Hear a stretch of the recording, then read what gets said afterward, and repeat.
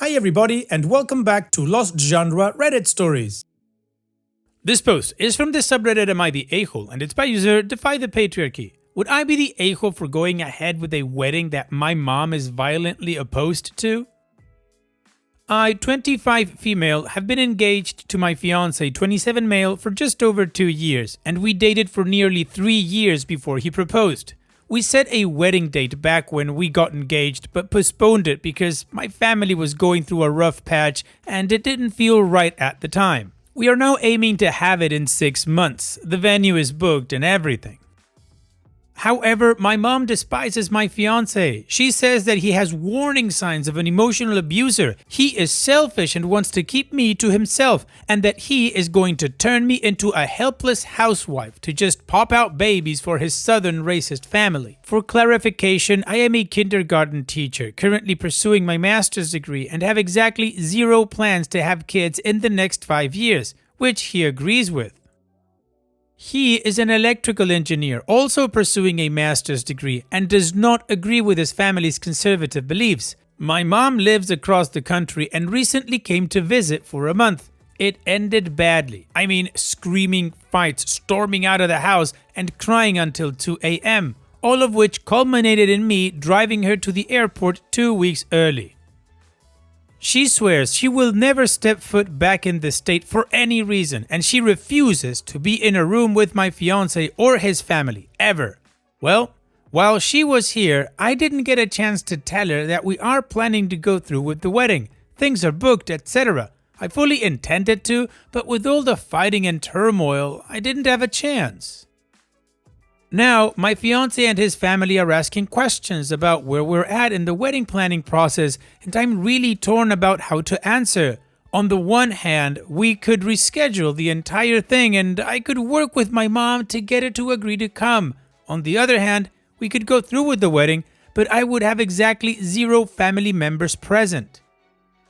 I desperately want my mom to be there, but I don't know if she'll ever come to terms with my fiancé's existence and importance in my life. And I'm not sure I want to keep postponing the wedding because she's not ready for me to get married. So, would I be the a-hole if I go through with it?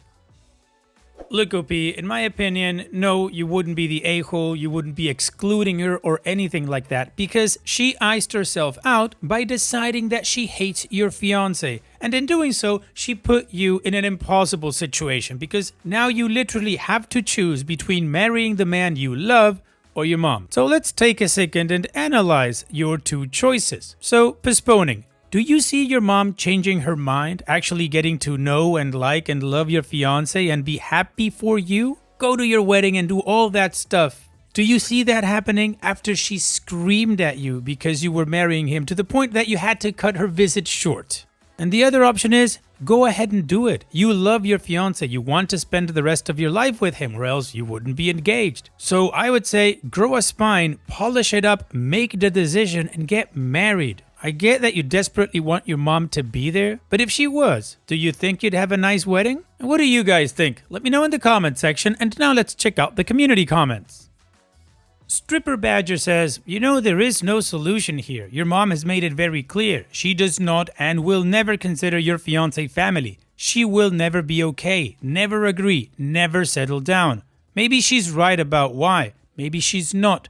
We're never going to be able to judge that for you. I would hope you've given it due consideration, consulting without third parties who have no stake in the matter and made your own judgment. After all, you're still with them even for how long she's been saying that. What you do know is your mother is never going to treat him with the respect he deserves as your partner, and she is the one who is choosing to be removed from your life because of who you love. That is her decision, not yours. You cannot change your mind or make it anything than it is. Not the a-hole, you can have the wedding and your married life for better or worse, but it's going to be without your mom. I'm sorry that dreams don't come true sometimes. Miss Nikhil says, I hate this for you, not the a-hole. If you need people to come to be on your side at the wedding, there's a Facebook group called Sisterhood of the Traveling Wedding Guest, Bridesmaids or Surrogate Mom, where you can put your date and location, and if anyone is nearby, they will come be there for you however you need. I helped a couple of women do their dress shopping because their moms didn't like that they were marrying each other. Big hugs. TGAH says, not the a-hole. Have your wedding. It's your mother's choice whether to come or not. If you decide to invite her, don't do it if you think she'll cause a scene. And you have no other family members at all to invite? What about friends? As long as there will be people there to support you, have your wedding and enjoy it. And Opie responds, my family broke apart almost 10 years ago when my grandma died, and all I have left are my mom and younger brother. My side of the aisle would just be my best friend, a few close friends, and some friends from work. And the filthy Dill says, not the a-hole. I am the one in my marriage in your husband's position. I found out after our wedding that my mother-in-law hated my guts. Nevertheless, I tried for 30 years to get along with her for my husband's sake. Take it from someone who knows. Don't inflict your hate-filled mother on your fiancé or husband. He could be a financial genius who keeps you both in comfort your whole lives, and your mother would say that he was controlling you with money. He could cure heart disease and cancer, and your mother would scream at him for not caring about people with arthritis. Only you can decide if a relationship with your mother and brother is worth making your husband miserable. Additional information from Opie's comments. Literally no one else has any concerns about him. My best friend actually lived with us for 3 years while we were dating and then engaged, and she only ever has good things to say about him. I've known her since middle school. I know her family well, and I fully trust her to tell me if I'm being an idiot or need to dump his ass. Plus, her parents are very rational and haven't raised any red flags, even going so far as to invite me and my fiancé to their beach house for a week and a half. None of my co-workers, who have all met him repeatedly, have any concerns. It's just my mom and brother, who have actually only been in his presence for less than 2 months total. The fight was between my mom and my fiancé because she asked him what he would do if his mom had been beaten, sexually assaulted, and made homeless, which is what happened to her a few years ago. She is no longer homeless, obviously. He responded that his mom had asked to be put in a home if she couldn't take care of herself. He meant it innocently enough, but she has a deep-rooted fear of mental health facilities and homes for disabled people, so it sparked terror in her. She was furious with me for not defending her against my fiancé because he was abusing her and triggering PTSD of when her father used to physically abuse her and her mom didn't defend her.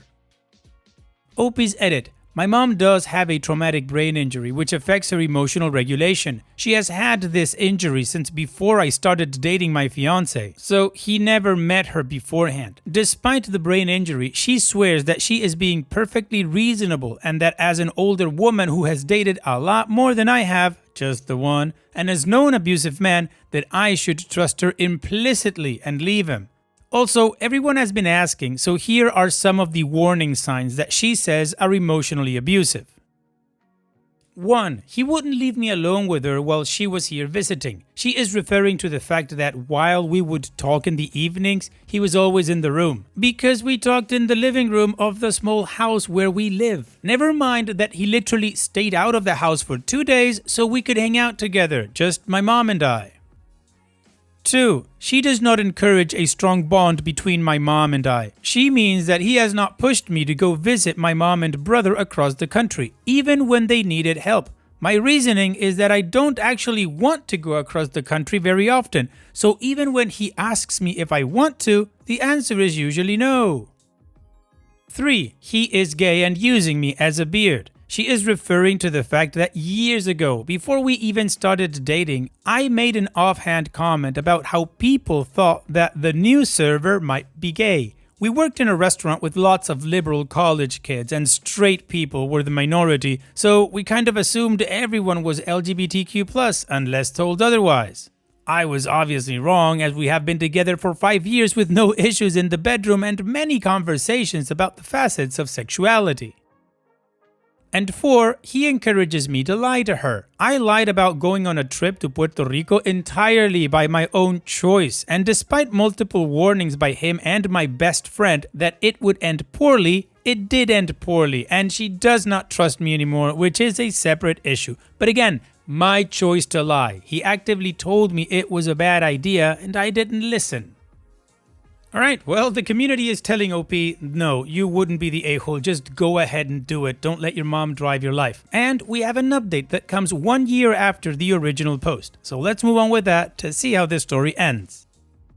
I made a post here almost a year ago, and I'm so grateful to the people who took time to comment. I read them all, and I received a lot of messages from people with advice and kind words. So, an update. We got married. A lot of y'all told me to go through with it, and after a lot of thought, we did. When my mom left in October, we were in a bad place, and we were having a lot of really awful phone calls and screaming fights. I was desperate to do something, and I finally found a therapist who helped me process some of the things that happened between my mom and I and my role in things. In the months leading up to the wedding, my mom continued to scream at me over the phone and make threats about choosing him or her, and how she hoped I wasn't the kind of girl who got rid of her family to please a man who would end up leaving her anyway.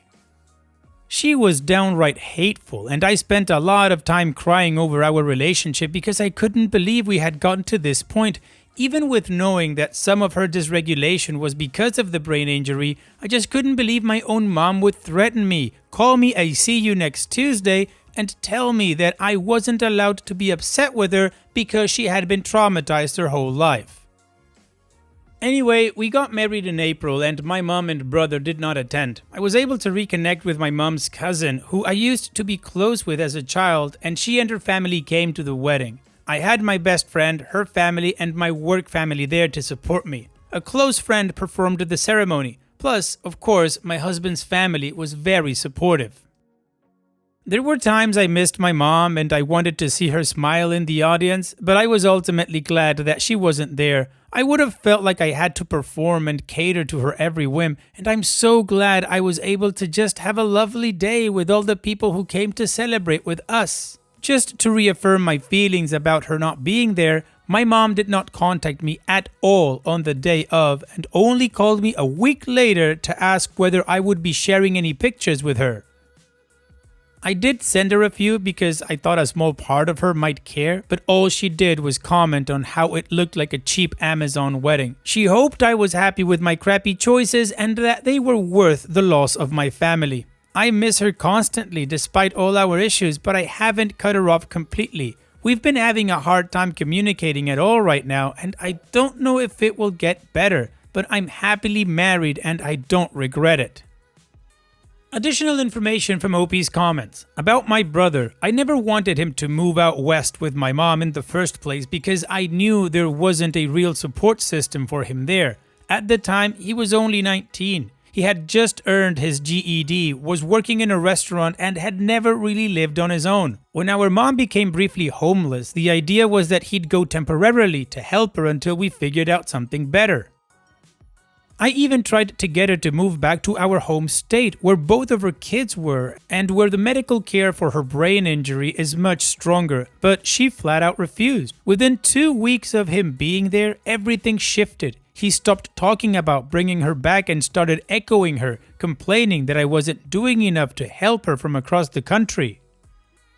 He's been under her thumb ever since. She tells him constantly how awful I am, and unfortunately he believes her. He even calls me sometimes to say that when mom goes off, I should just sit quietly and take it because that's what he does. I keep telling him he has the same right I do, not to be screamed at and called names, but he can't see it. He really believes he owes her his existence.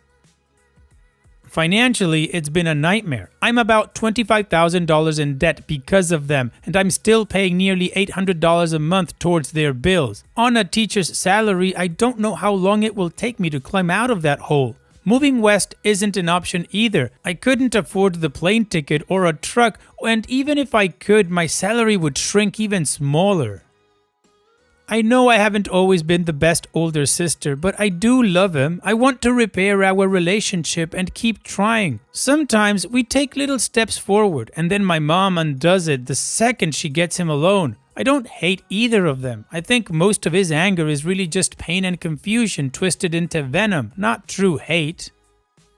And even if he doesn't talk to me for years, I'll keep reaching out because I miss him too much not to. I still hold out hope that one day, when he's ready, we'll be able to forgive each other. For myself, I've had to learn what boundaries actually look like. My mom doesn't need my location at all times. I can decide before a call that I only have 30 minutes, and when 30 minutes are up, I can hang up. That may sound simple, but it's taking me 6 years of work with friends, my husband, and therapy to believe that I'm allowed to do that. And just for context, the family history runs deep. On my mom's side, things got messy when my grandmother died and she and her siblings started fighting. They honestly weren't great either. On my dad's side, he was abusive and his family defended him in custody court even after watching him hurt us. I cut ties with them a long time ago. Thanks for reading this far, and I appreciate all the kindness and honesty I got from my original post. Wow, OP, you and your family have been through a lot, but the silver lining in all of this, well, the great news in all of this, is that you're married to the man that you love, he loves you, and you guys will be happy. Hopefully, your brother can come around someday. It doesn't seem like your mom would, but in the meantime, you get to live and enjoy your marriage. So here's wishing you both the best, OP. Take care and thanks for sharing. And now, let's move on to a mood booster post that has an update. This post is from the subreddit Malicious Compliance, and it's by user Detail Subset. I can stand longer than you can sit. I used to work for a pharmaceutical compounding company. Pharmaceutical compounding factories are made up of several rooms of varying cleanliness, graded D to A, D being the least clean. These rooms are thoroughly cleaned each day, but require special deep cleans at least once a month. I was scheduled to work in the D-box room, grade D, where I would take drugs, diluents, and devices out of their boxes, record the relevant numbers from each individual item before cleaning with 70% alcohol and sending through an airlock hatch into the grade C room. However, this day, the grade C room attached to the D box was being deep cleaned and couldn't be used until the next day, meaning there was literally nothing to debox. I asked my manager where they wanted me to work. The conversation went as follows. Hi Lisa, since there's nothing in the D box, should I go and help with the deep clean or go to Unit AB, a different set of clean rooms?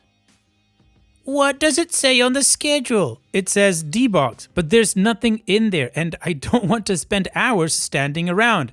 If it says D-box, then go to the D-box. Lisa, there's a deep clean happening. There's literally nothing to do in D-box. There's plenty to do in there, so go and do it. I can't believe I'm having this conversation with you. Just do as you're told. So I went into D-box. The contents of the room were an empty bin, a bottle of 70% alcohol, some wipes, and myself. So I cleaned the room with the alcohol. It's a small room, it took 15 minutes, and stood still for 2 hours. Over the intercom, the people doing the deep clean asked what I was doing. I relayed to them the conversation I had with the manager. Got a laugh and an honestly not surprising, Lisa's a bitch.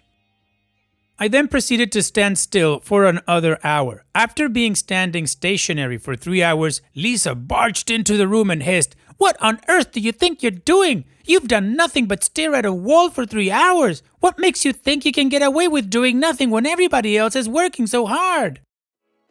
I'm doing what you asked me to, Lisa. You told... This is not what I asked you to do. I told you to come in here and do your work. And I told you there was no work in here to do and asked to go somewhere where there was work. There was work to do in here when I sent you here. No, there wasn't. I wouldn't have asked for something to do if there was. Get out and go to Unit A. If you ever repeat this stunt, I will investigate you for gross misconduct. If doing what you asked is gross misconduct, you should probably investigate this particular incident. At this point, I walked past her and went and did my job in the other units. Later, I was chatting to the supervisor who had been sat with her on the morning station. They told me that she had watched me on the camera for the entire 3 hours, getting progressively more and more wound up. There never ended up being an investigation, and that manager entirely stopped talking to me until she tried, and failed to fire me for totally different reasons. If there's any spelling or grammatical errors, it's because the post got long and I couldn't be bothered to proofread it. Well, OP, if there were, I probably couldn't tell. But other than that, your co-workers are right. Lisa does not sound like a pleasant person, particularly because she watched you for 3 hours just standing there. What the hell? But you were just doing what you're told. Thanks so much for sharing, OP, and take care. And that's it for today's video. Thank you so much for taking the time to watch it. Now, if you've gotten to this point in the video, I assume that you like these stories that I'm reading out. So here are a couple more that you might enjoy. And if you don't have any time to watch another story right now, save it for later. And also, don't forget to hit that subscribe button.